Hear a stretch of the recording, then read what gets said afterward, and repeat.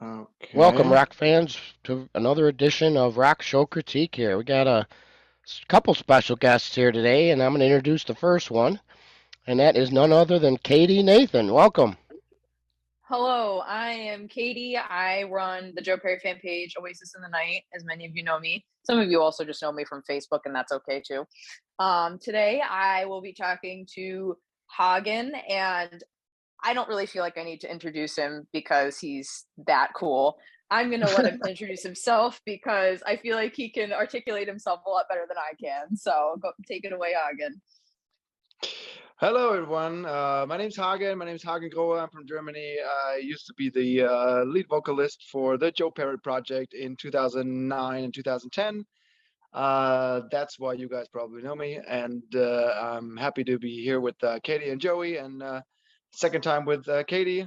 We did a live stream a couple of weeks ago, which was very much fun.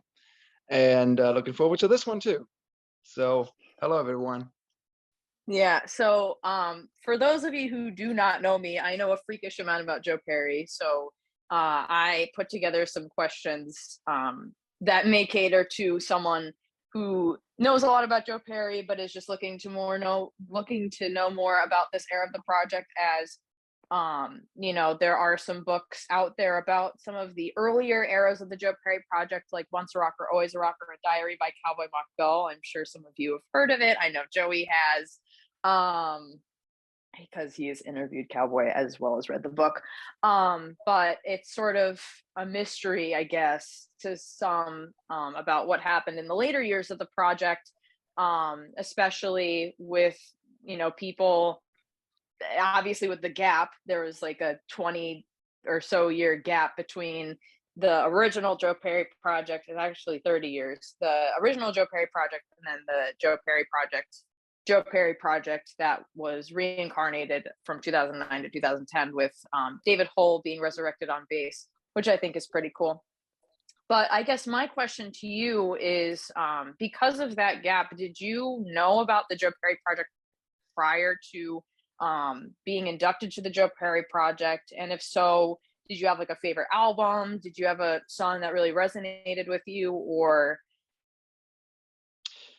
To be honest, I didn't know much, actually. I knew that Joe Perry was out of Aerosmith for a couple of years in the 80s, and I knew we had some solo stuff going on back there, but I only knew the Aerosmith stuff, the Aerosmith catalog, at that point. So I wasn't aware of anything, any music that was done as the Joe Perry project in the 80s.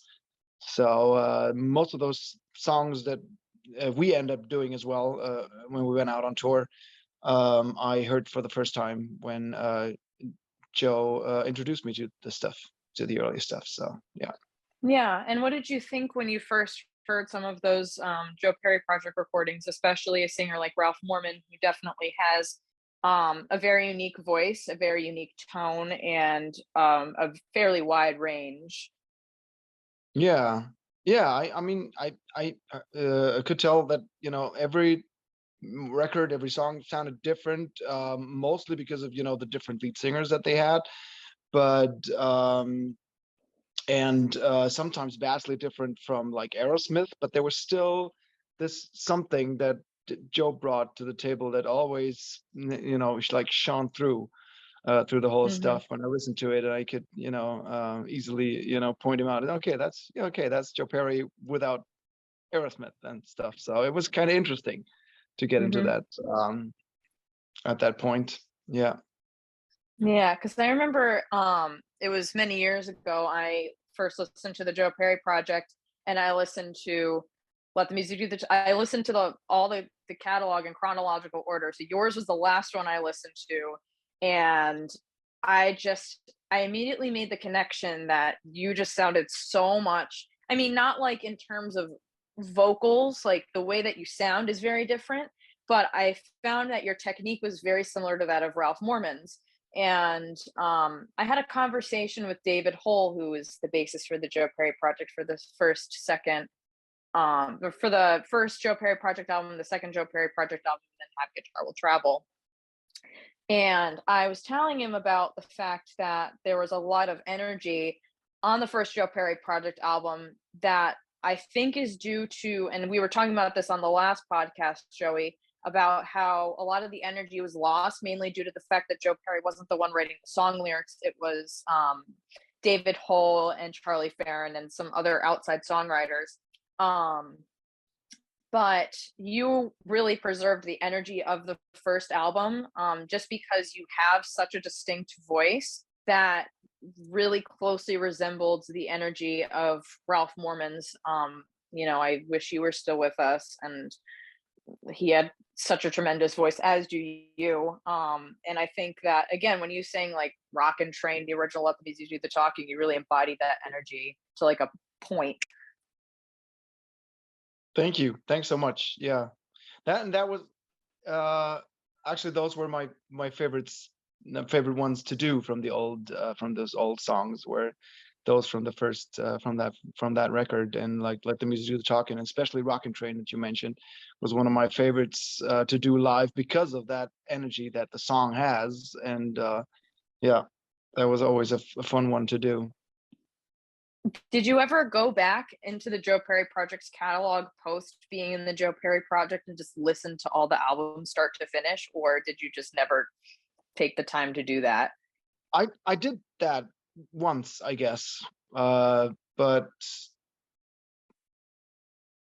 I don't even remember when it was. If it was, I mean, I obviously listened to the stuff during the time when Joe came up with songs, and he basically gave me the albums, saying, "Here, check it out," and that's what I did. I don't remember if I ever went back to, like what you said, like listen to all the things front and back.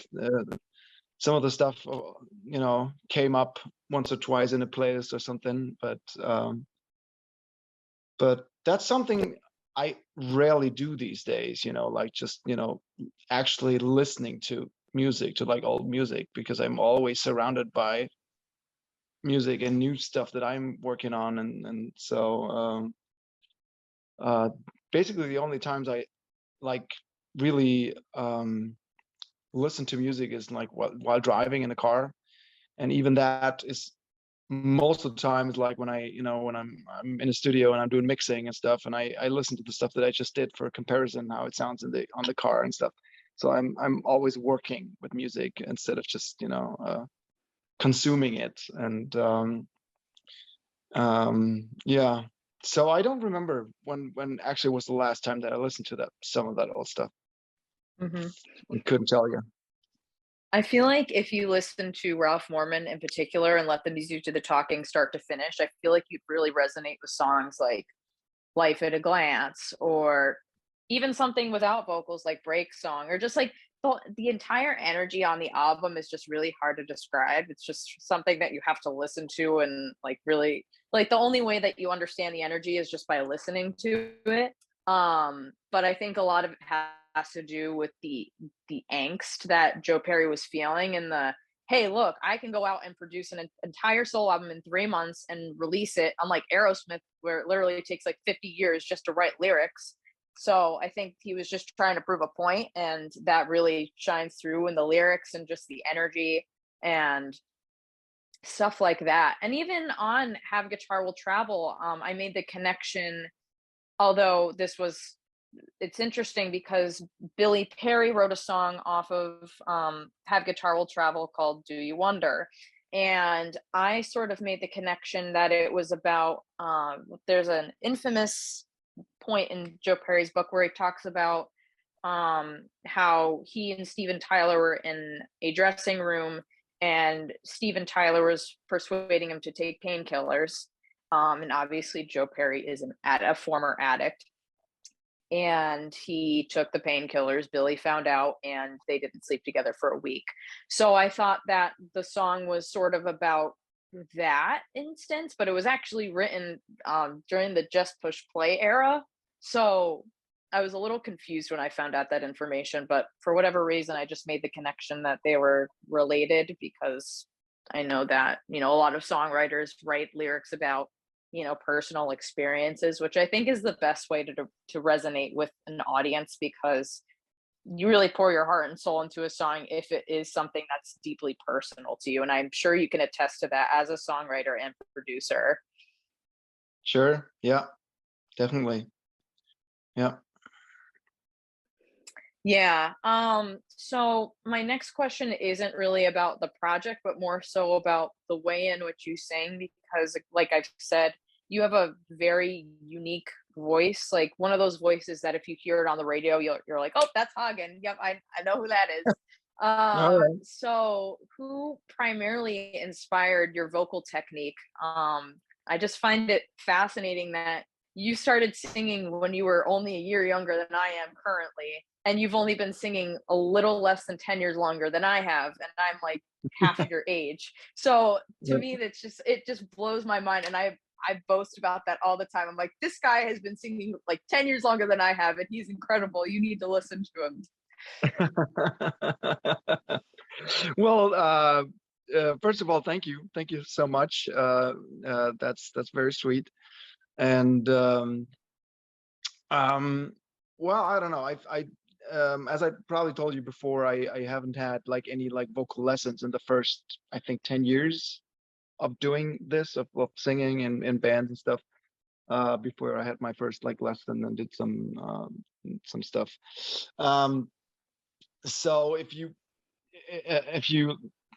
say like who inspired your vocal technique, I had no idea about technique at the time. I heard what people were doing and were pretty much trying to copy it.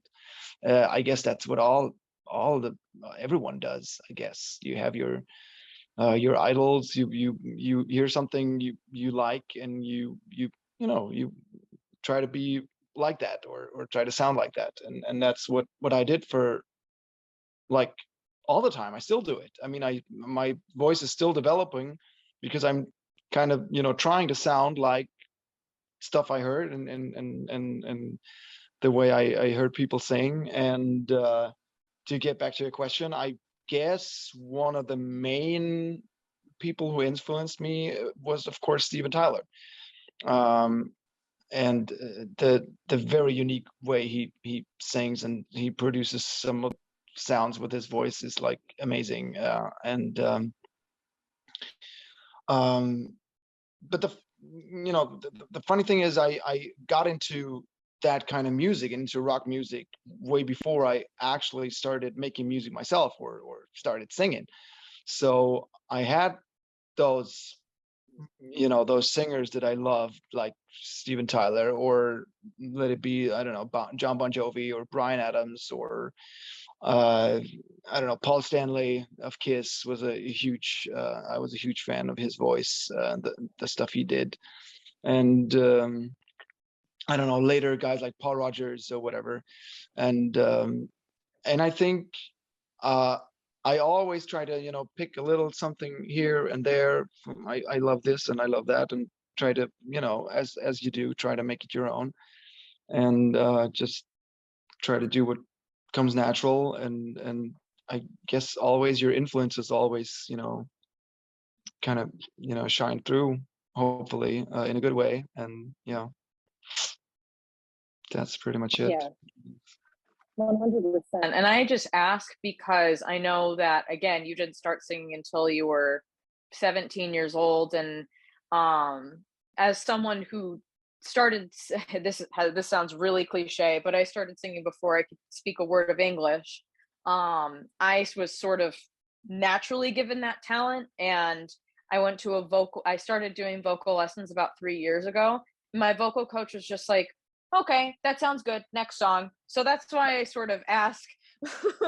That's why I ask, because like even from a young age, people would like, when I was in music class, like I had to take music class when I was in elementary school, and like adults would stop in the hallway and they'd be like, who was that singing? Was that the teacher or a kid? And it was me. And I was like, okay, well, I just know how to sing. I implement my singing abilities, and that's it. I didn't think it was anything special. So when I joined choir my freshman year, and I was like, oh, I suck, whatever, like I'm not that good, I just want to do it because I like singing. And then my choir director was also like blown out of the water like everyone else had been. And I just stood back and I'm like, I've never taken a lesson in my life. I just know how to sing. I don't know what's so cool about that. So I guess I just ask from, the perspective of A, being a singer, and B, just knowing that you, unlike most people, are just born with it. And you happen to figure out later in your life that you had the ability. So that's why I ask. Yeah, sure. Yeah. So my next question is, when did you discover, like, and this is in relation to the last question, but when did you discover this vocal range? Like, when did you discover that you could hit notes near the 6th octave, which is, by the way, very impressive? Thank you again. Well, that my voice kind of developed overall, I'd say gradually over those years, but in like phases. When I first started out, when I started my first like music school band, cover band, and we did our first songs. I think there wasn't one song that we could do in the original key because I had a range like this. I couldn't sing like any high notes at all.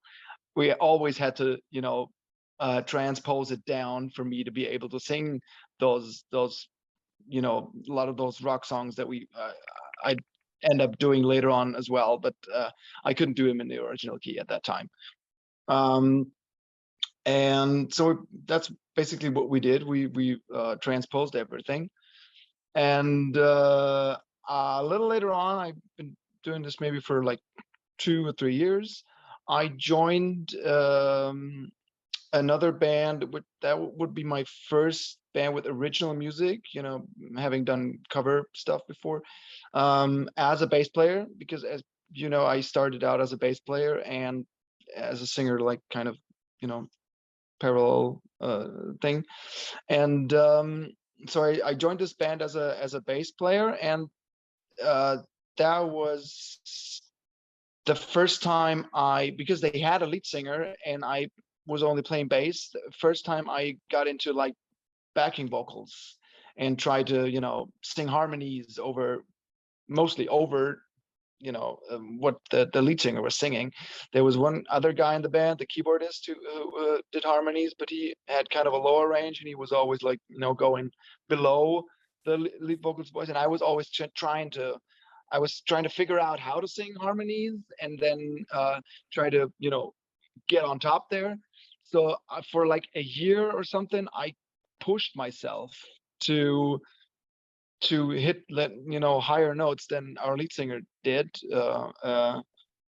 for those harmonies. And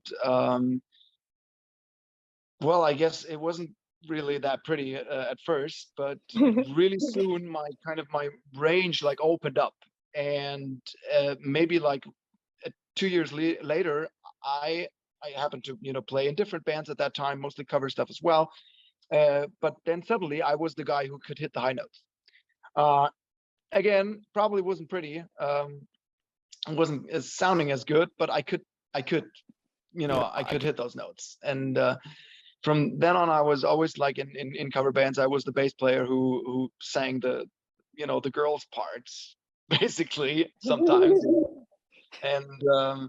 And from there, the voice started to develop. And it was probably 10 years doing this, like playing bass guitar all the time. I was always playing bass guitar and singing, whether I was the lead singer in a band or whether I was just doing backing vocals. I was always playing bass. And maybe 10 years in, I joined my first cover band as well as a lead singer only, with another female vocalist, another male vocalist as well. So we were 3 people at the fronting this band. And that's when I started singing without playing an instrument at the same time. And that's when like my voice started to change drastically. And that's when the tone of my voice started to change, and where I first started to push myself or my my voice in the direction of that, like raspier rock voice that I have today, because I always wanted to sound like that, but I couldn't when I was younger. I had pretty much a totally like clean, just regular kid's voice at the time. But I felt like when I set aside the instrument and like could concentrate like 100% on singing, then I think I could, try to imitate more what I heard and what I was trying to do before. And that's when I think I just trained my voice, my vocal cords to do what I always wanted to do. And even if it wasn't pretty at first, but I did it, and it was like, learning by doing. And 20 years later, I sound like that.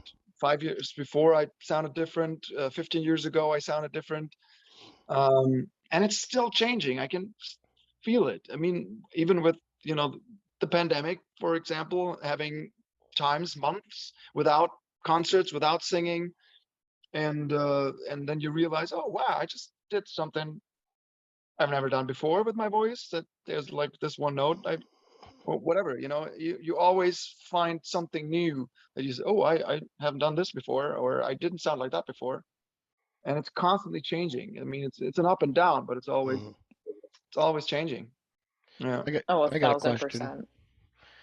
Now, obviously, when you joined up with Joe Perry, it was a whole different ball game for you. What was it like going on those stages for the first time, playing with all those crowd, the size of the crowds that you were playing with there? Well, the most of the crowds that we were playing weren't that big. I mean, we did the Motley Crue tour in Canada, but that was later. That was the second year in 2010, where we played stadiums with like 8,000-10,000 people, which was a lot for me at the time, of course. But we played clubs. We played, like House of Blues and stuff in front of like 150 people, which was not that different. I mean, I was used to playing crowds from like, let's say 500 to 1,000 people. So that wasn't different. The fact that it was like on the other side of the planet was different. And with, being with those like older guys on stage that have been in the industry for like so long, and standing beside someone like Joe Perry was a whole different thing, of course. But I remember our very first show was in Plymouth, Massachusetts. I think town hall, whatever they call it, the place, like little venue.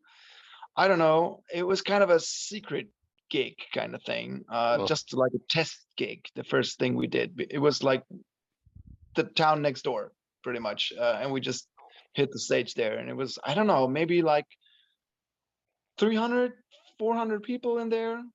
Place was packed. I don't know, but it was crazy. It was crazy the way they reacted, of course, when someone like Joe comes, especially when someone like Joe comes onto a stage like that, which no one's used to. When you see him like play huge stages in stadiums and arenas and stuff, and then you see Joe Perry on a small like club stage. I guess that was one of the very like, I don't know, special treats for the fans, whatever you call it. You know what I mean? So, that was fun to see the reactions of the fans. Yeah, I was able to see you guys up in Toronto on the big Yeah, you stage with did. Motley Crue. Ah, right. Yeah, as I said, those were probably the biggest venues we played, was the Motley Crue tour, of course. But I think what I like about the Joe Perry shows in particular, because I got to see Joe Perry for my 14th birthday, which no one believed me, by the way. They're like, why is a 14-year-old at a Joe Perry show? Like, that's kind of strange. But I just loved how intimate it was. I loved the set list because obviously I'm an Aerosmith nut. So like, I was freaking out when I heard Pandora's Box. I'm like, oh my God, they just did Pandora's Box. And I just was singing every word, and every adult who's like over the age of 50 is just staring at me like, Yeah. you know the song? I don't even know this song. Yeah. But a question I have for you is I have sort of a little bit of an affinity for like fan, like idol connection type stuff, which is why I really enjoy doing stuff like this because I think people are like, oh my God, I know Katy, and Katy's interviewing someone in the Joe Perry project. Like, whoa, that's really weird. So I guess my question is like, do you have any sort of memorable moments like when you were in the Joe Perry project or maybe even after the Joe Perry project that were like super memorable for you? In general, meeting fans was always a pleasure. I mean, they were always nice when we went out on tour, and it was always great. I remember one like very funny little encounter. We played some big casino thing. I don't think it was in Vegas. We played Vegas a couple of times, different venues, but I think that was a different.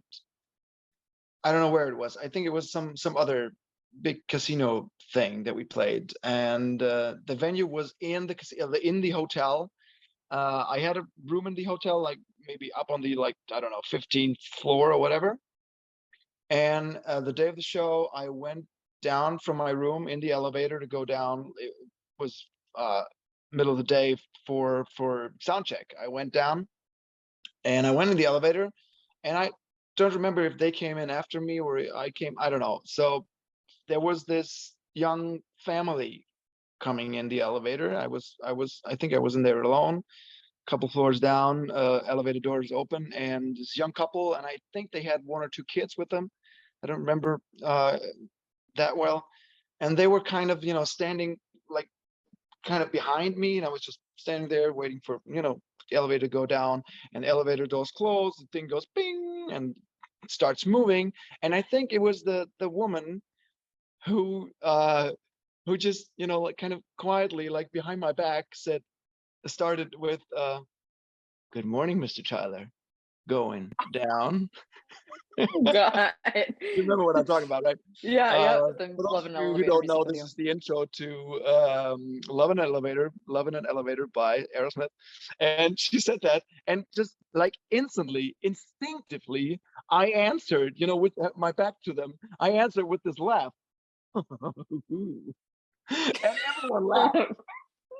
And I turned Oh around and they my looked at me God. and they went, Hagen, is that you? And I was like, yeah. Oh, we here to see your show tonight, and then we started chatting. It was so much fun, and we chatted like a minute until the elevator went down, and we parted ways. I don't know. I didn't see them afterwards, but it was so much fun. We just Oh laughed. my God. We did the same thing. She started, and I kind of I went with it, and I finished it. Hey, but was there a paparazzi in the elevator like in the music video? I don't know. All right, we Oh got my time for about one gosh. more question. So All right, give us your best final question there, Katy. hit me with it. Oh, geez, that's pressure for you. So For you. for me, yeah. Well, yeah, I'm speaking in the second person. Anyways, so I know that you were an Aerosmith fan, like a Joe Perry slash Aerosmith fan prior to being inducted into the Joe Perry project. Other than Steven Tyler's voice, what drew you to Aerosmith? Ah, I don't even remember what it was or what was the first song that I heard. I know that I think the first CD, the first album I owned was the best of the big ones that came out in '94, I think. Mhm. And that time before was I remember I grew up in this time where like you came home from school and you turned on the TV to watch MTV. And I remember those video of the Get a Grip era, like Crying and Crazy were playing like constantly every day. And I think that kind of got to me, and I don't know. And people people in my school probably were listening to it, and I picked it up and said, oh, what's this? And I think it was mostly the the music and the voice as well, and as it is, you grab something that you like, maybe the one hit that is on the radio at the time, and then you start to go backwards and listen to other stuff of the band that you just discovered.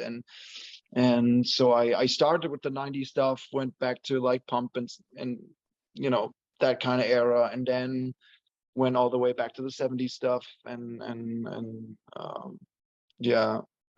And I think by the time the next album, Nine Lives, was 97 or 8 or 9, that Yes, it better was than March 18th, 97. 1997. 97. Yeah, and by that time, being like from 94 to 97, I had, I was totally hooked, and I had listened to everything they had before. Yeah, and I was I remember I bought that record when it came out, because at that time I was a fan. Yeah. Yeah. Now, which era did you like the best? Like the 70s, the 80s, or that 90s period? Which one did you seem to enjoy the It's most? hard for me to pick. It's really hard for me to pick. I had like periods where I listened to more of that, more of that. But I guess since it was the stuff that I first came into contact with, that kind of resonated with me. Probably it's the 90s stuff that kind of stuck with me. That defined Aerosmith for me at that moment when I first discovered them. And then, I went back to, okay, they did different stuff in the 70s and they sounded like that. And so yeah, I guess that will always be the Aerosmith I discovered as a kid, will always Right. be the Get a Grip, Pump era Aerosmith, that kind of stuff. All right, Katie, looks like we got time for one more. We got 5 minutes left. All Oh, right. another one. Oh no, well, Joey, you said the last question I just did was my. Anyways, no, nothing against you. Oh, another question. Oh, what could I pull out of the How hat this about time? give us like his two favorite songs off of Have Guitar Will Travel? Sure, let's do that.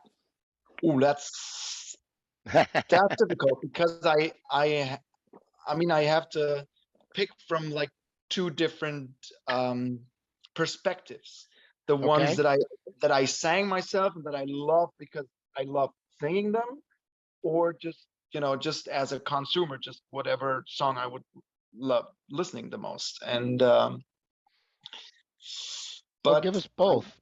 guess which is probably from both perspectives, it would be Long Way to Go, because it was a fun song to sing in the studio as well as when we went out on tour. And I love the song. It's a great song, and Joe picked it as a kind of a single at the time, so I was happy about that. And yeah, so that would probably be my number one choice. And for second place, it's probably either Do You Wonder, or I like the instrumental, and I always liked when Wooden Chips, when they did it live, and that was my time to really just sit back and listen to that band without performing myself, which was a fun thing to do. I always had a soft spot for that one. Yeah. All right, sounds good. Probably. Well, it was great having you on here today. Any Well, thanks last for things having you me. want to mention, promote anything, any new material or anything you got going on right now? Not much, or at least nothing that's really interesting for someone outside of Germany, I guess, because I'm mostly doing live stuff right now. But you can check out my Facebook, Hagen Grohe, if you want, and find out some stuff. We recently put out an album with original songs with my now old band Rock's Finest that just kind of broke up to the different reasons. But the album is still out there. It's called Planet Rock by the band Rock's Finest, and I'm really proud of that record because we really kind of had the chance to put all of our influences and the music, the bands that we like into new material. It's kind of a big like tribute to those bands and the music that we love. And I really love those songs that we put together. And basically during the pandemic, where there was no live concerts, that's what we did. So if you want, check it out. That's all I can say, I guess. All right. Well, thank you for your time, man, and we appreciate it. And good luck Thank with you. all You're your welcome. future stuff. Thank you. Thanks so much. You guys as well. Thanks for having me again. It was fun.